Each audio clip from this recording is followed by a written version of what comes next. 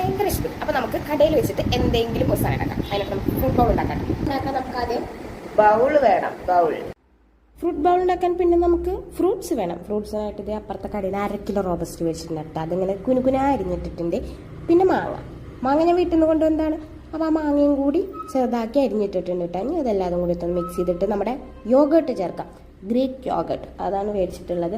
പിന്നെ അതും കൂടി മിക്സ് ചെയ്യാം. ഫ്ലേവർഡ് യോഗേർട്ട് അല്ലാട്ടാ, അതിലാകുമ്പോൾ പഞ്ചസാര ഒക്കെ ഉണ്ടാവുമല്ലോ, ഇതിൽ അത്ര ഇല്ലല്ലോ. അത് കാരണം കൊണ്ട് ഗ്രീക്ക് യോഗേർട്ട് എടുത്തിട്ടുണ്ട്. ഇനി അതെല്ലാതും കൂടി നന്നായിട്ട് എടുത്തിട്ട് മിക്സ് ചെയ്യാം. അങ്ങനെ മിക്സ് അങ്ങനെ മിക്സ് ചെയ്തെടുത്ത് കഴിഞ്ഞാൽ നമ്മുടെ ഫ്രൂട്ട് ബൗളിൻ്റെ ഏകദേശം പണി തീർന്നിട്ടുണ്ട് കേട്ടോ. ഇനി അടുത്തായിട്ടാണ് ചിയാ സീഡ് ഞാൻ വീട്ടിൽ നിന്ന് വരുമ്പോൾ കൊണ്ടുവന്നതാണ്.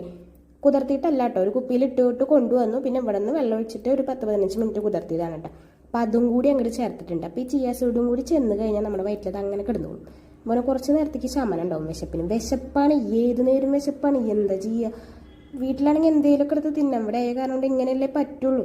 അപ്പോൾ അതങ്ങനെ ഉണ്ടാക്കിയിട്ടുണ്ട്. തിന്ന് നോക്കാട്ടോ. അപ്പോൾ ഇതാണ് ഫ്രൂട്ട് ബൗൾ റെഡി ആയിട്ടുണ്ട്. ഇതാണെങ്കിൽ എടുക്കാനും കിട്ടണില്ല, അതിങ്ങനെ വീണ് പോയിക്കൊണ്ടിരിക്കുകയാണ് കേട്ടോ. അവസാനം കിട്ടി. എന്നിട്ട് കഴിച്ച് നോക്കാട്ടോ എങ്ങനെയുണ്ടെന്ന്.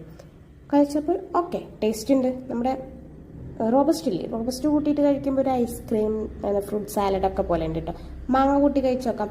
മാങ്ങ കൂട്ടി കഴിച്ചപ്പോൾ എനിക്ക് വലിയ ഇഷ്ടമായില്ല, കുഴപ്പമില്ല എന്ന് പറയാം. മാങ്ങ അല്ലെങ്കിൽ റോബസ്റ്റ് മാത്രമാണെങ്കിൽ അടിപൊളിയായി തന്നെ. എന്താ ചെയ്യുക, മാങ്ങ ഇട്ട് പോയില്ലേ. പിന്നെ അതങ്ങനെ അങ്ങോട്ട് കോരിത്തില്ല. അപ്പോൾ നമ്മുടെ വിശപ്പിന് ഒരു ശമനവും. പിന്നെ നമുക്ക് തീ കത്തിക്കാതെ എന്തൊക്കെ ഉണ്ടാക്കാം, എങ്ങനെയൊക്കെ ഉണ്ടാക്കാം എന്നുള്ള ഇന്നോവേഷനിൽ കിട്ടിയതാണ് കേട്ടോ. അടുത്ത കടയിൽ ഇതൊക്കെ ഉള്ള കാരണം. അപ്പോൾ അത്രയേ ഉള്ളൂ.